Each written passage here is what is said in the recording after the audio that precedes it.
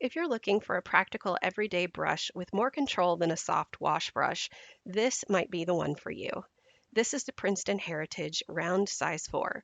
It works well for petals, leaves, medium details, and controlled strokes. The snap makes it especially nice for cleaner edges and tighter shapes.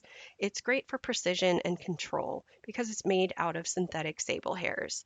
The Princeton Heritage line is just a wonderful line in general because it does have that control over your work that's a little bit easier with this than it is with the Neptune line because of those synthetic sable hairs. You can see as I push, there isn't a whole lot of give in the belly of the brush as there is with the Neptune line. And as you can see here, this is what the number 4 looks like as you go down the line here.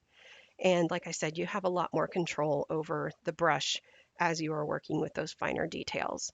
So as a rule of thumb, I would say this would be one of my must-haves in the collection for smaller detail work, as well as my 2-0 and my number 8. So I highly recommend this brush, and I don't think you'll be disappointed.